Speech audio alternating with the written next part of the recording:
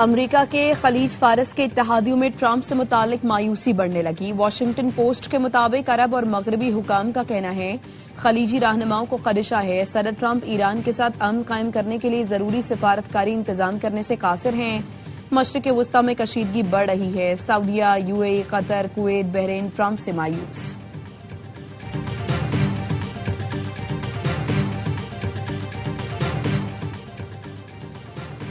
آزاد کشمیر میں حکومت سازی کے لیے مشاورت۔ نواز شریف کی زیر صدارت مری میں نون لیگ کا اجلاس۔ آزاد کشمیر کی وزارت عظمیٰ کے لیے پارٹی صدر شاہ غلام قادر مضبوط امیدوار۔ طارق فاروق اور وقار نور کے نام بھی زیر غور۔ پی پی رہنما ندیم افضل چند کہتے ہیں آزاد کشمیر میں اپنی مرضی کے نتائج تیار کیے گئے، پہلے پنجاب میں بھی ایسے نتائج تیار ہوئے تھے۔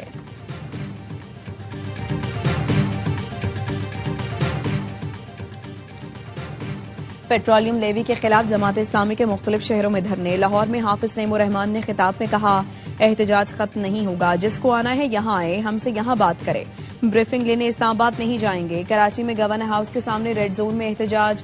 پشاور میں جماعت اسلامی کے دھرنے میں اے این پی کی صوبائی قیادت کی بھی شرکت۔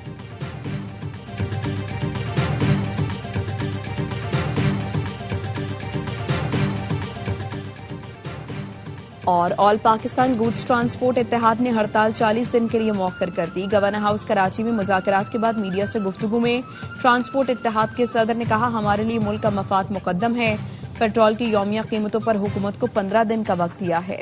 بلوچستان میں فتنہ خوارج کے گرد گھیرا تنگ، قاران اور خزدار میں 17 دہشت گردوں کو ٹھکانے لگا دیا گیا، متعدد زخمی۔ سیکیورٹی ذرائع کا کہنا ہے رد الفتنہ 3 کے تحت فورسز نے قاران کے علاقے لجے میں انٹیلیجنس بیسڈ آپریشن کیا۔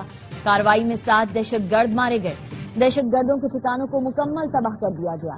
خزدار کے پہاڑی سلسلے میں سیکیورٹی فورسز کا ایکشن، فائرنگ کے تبادلے میں 10 دہشت گرد مارے گئے، متعدد زخمی ہوئے۔ صدر، وزیر اعظم اور وزیر داخلہ کا کامیاب کارروائیوں پر فورسز کو خراج تحسین۔ وفاقی وزیر داخلہ محسن نقوی کا وزیر داخلہ بلوچستان سے رابطہ۔ مستونگ میں قافلے پر حملے کی مذمت، ضیاء لانگو کی خیریت دریافت کی۔ مستونگ حملہ ناکام بنانے پر پولیس کی بہادری کو خراج تحسین پیش کیا۔ ضیاء لانگو کے قافلے پر جمعے کو مستونگ میں حملہ ہوا تھا۔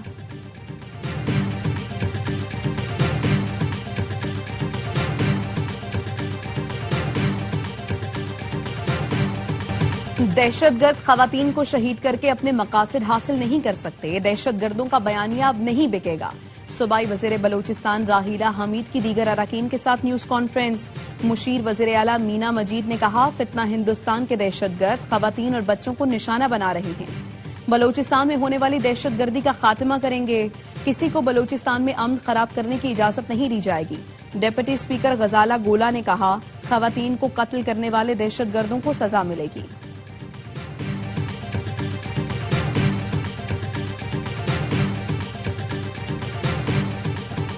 دشمن کے سامنے ہتھیار نہیں ڈالے، ماہرین کی مشاورت سے معاہدہ کیا۔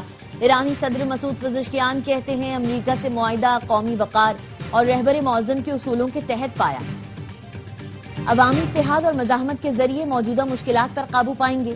چیف مذاکرات کار باقر قالیباف نے کہا ایران سیاسی و عسکری دونوں محاذ پر فتح یاب ہوا، تمام اہداف حاصل کر لیے۔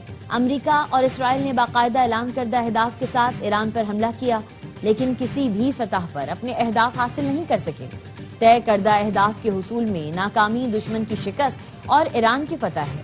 امریکہ سے مفاہمتی یادداشت سفارتی محاذ پر کامیابی اور فوجی کامیابی کے استحکام کی دستاویز ہے۔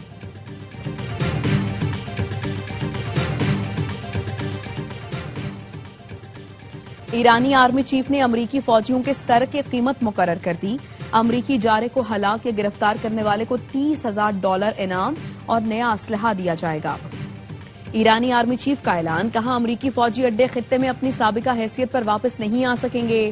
امریکہ کو خلیج فارس اور بحیرہ عمان سے نکلنا ہوگا۔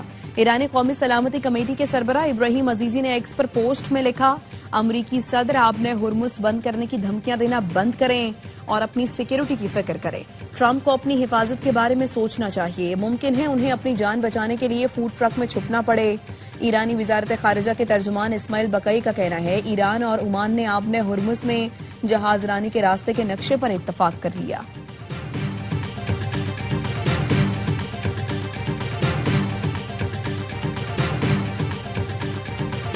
ان میں نئے صوبوں کا مقدمہ سب سے زیادہ مضبوط ہے، وکلا سے بات کر لی، سپریم کورٹ سے رجوع کریں گے۔ چیئرمین MQM پاکستان خالد مقبول صدیقی کی پریس کانفرنس، کہا نئے صوبوں کے لیے قومی ڈائیلاگ کی ضرورت ہے، صوبے بنانا اگر غداری تھا تو آئین میں ذکر کیوں ہے؟ مصطفیٰ کمال نے کہا سب مان گئے مگر پیپلز پارٹی نے لوکل باڈی ترمیم کی مخالفت کی، اب ہم ایڈمنسٹریٹو یونٹس بنانے کی ہر تحریک کا حصہ بنیں گے۔ فاروق ستار نے کہا وڈیرے اور جاگیردار اپنے سیاسی فائدے کے لیے سندھی بھائیوں کو گمراہ نہ کریں، انتظامی یونٹس کو چلانے والے حکمران اور افسران اسی علاقے سے ہوں گے۔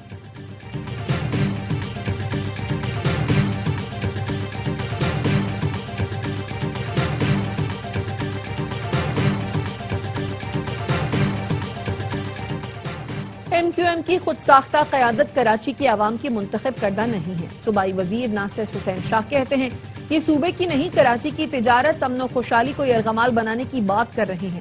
ترجمان سندھ حکومت سعدیہ جاوید نے کہا آئینی شقیں ملک کو لسانی بنیادوں پر بانٹنے کے لیے نہیں ہیں۔ خالد مقبول صدیقی آئین کا آدھا سچ بول کر عوام کو گمراہ کر رہے ہیں۔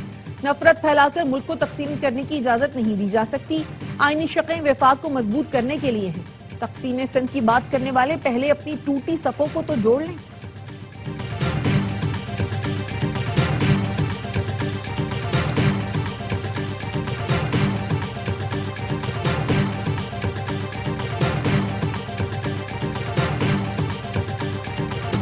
کیا ملک میں نئے انتظامی یونٹس بنانے چاہیے؟ اسلام آباد میں SDPI کے زیر اہتمام قومی سطح پر مباحثہ، شرکا نے کہا ملک کی ترقی کے لیے اختیارات کی نچلی سطح تک تقسیم ناگزیر ہے، عوامی مسائل کے حل کے لیے مضبوط بلدیاتی نظام ہونا چاہیے، احتساب کے لیے اختیارات کی تقسیم ضروری ہے۔ مسلم لیگ نون کے رہنما رانا احسان افضل نے کہا 4 صوبوں کو 12 یا 16 کرنا ہے، لیکن کس بنیاد پر کرنا ہے یہ ایک پہلو ہے۔ لوکل باڈیز بنائی ہوئی ہیں لیکن وہ بااختیار نہیں ہیں۔ نئے صوبے بنانے کے بعد بھی اگر صوبے معیشت کی بہتری میں کردار ادا نہیں کریں گے تو کوئی فائدہ نہیں ہوگا۔ مباحثے میں سیاستدانوں، مقررین اور ممتاز ماہرین کی شرکت۔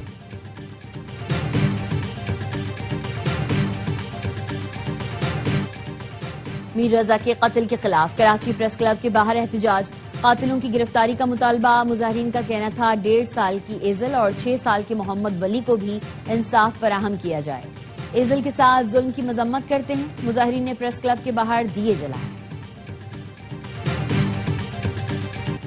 تھانہ ٹیکسلا کے علاقے میں ٹک ٹاکر لڑکی کے قتل کا مقدمہ درج، پولیس کا کہنا ہے مقدمے میں مقتولہ کے والد نے 2 ملزمان کو نامزد کیا، ایک ملزم نے لڑکی کو قتل سے پہلے کال بھی کی تھی۔ مقتولہ کے موبائل فون کا فورینزک کرایا جائے گا، CCTV کیمروں کی فوٹیجز حاصل کر لی، ملزمان کی گرفتاری کے لیے ٹیمیں تشکیل دے دی۔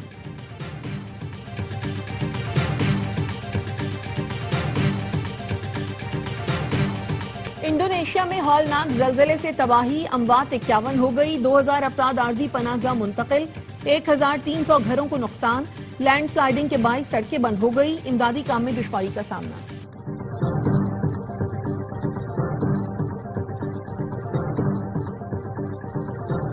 امریکہ کا ٹیرف سے بچنے کے لیے چین پر بڑے پیمانے پر تجارتی دھوکہ دہی کا الزام، وائٹ ہاؤس کا کہنا ہے چینی اشیاء اسرائیل اور بھارت سمیت 40 سے زائد ملکوں کے ذریعے امریکہ لائی جاتی ہیں۔ چین تجارتی دھوکہ دہی سے سالانہ $300 ارب بچا رہا ہے۔ صدر ٹرمپ نے سماجی رابطے کی ویب سائٹ پر وائٹ ہاؤس کی رپورٹ شیئر کر دی۔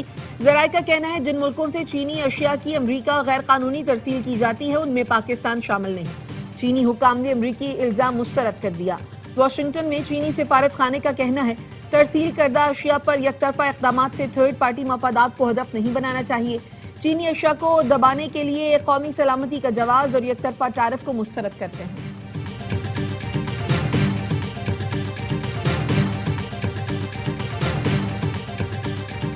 اسرائیل کا جنگ بندی کے بعد جنوبی لبنان پر مہلک ترین حملہ، وائٹ فاسفورس بلے نبطیہ کے علاقے انصار کے نواح میں گھر پر حملے میں 3 بچوں اور 2 خواتین سمیت 7 افراد شہید۔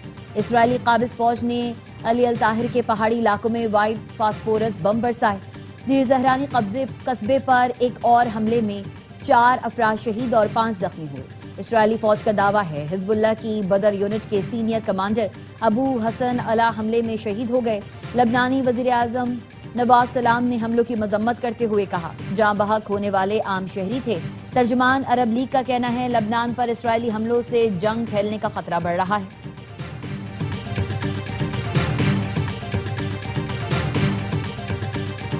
روس اور یوکرین کے رات بھر ایک دوسرے پر ڈرون حملے. روس نے صدر زیلنسکی کے آبائی علاقے میں ڈرون داغے جس میں ایک شخص ہلاک اور کئی زخمی ہو گئے. روسی فوج کا زاپوروزیا میں بستی پر کنٹرول سنبھالنے کا دعویٰ. یوکرین کے حکام کا کہنا ہے روس نے 24 گھنٹے میں لاجسٹکس مراکز، ایندھن اور توانائی کی تنصیبات اور نقل و حمل کے بنیادی ڈھانچے کو نشانہ بنایا. روسی حکام کے مطابق یوکرین کی جانب سے رات میں 130 سے زیادہ ڈرونز داغے گئے، 3 افراد زخمی ہوئے.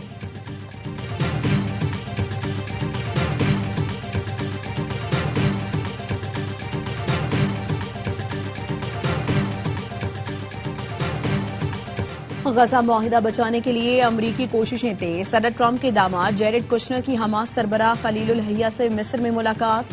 مصر، ترکیے اور قطر میں ثالث اور غزہ بورڈ پیس کے نمائندے بھی شریک ہوئے. امریکی ریاست انڈیانا میں خالصتان ریفرنڈم کا آغاز. ریفرنڈم میں ووٹ کاسٹ کرنے کے لیے انڈیانا پولیس میں سکھ ووٹرز کی قطاریں. ووٹنگ شروع ہونے سے پہلے نئے ملک کے لیے دعا اور جان دینے والوں کو خراج عقیدت پیش کیا گیا.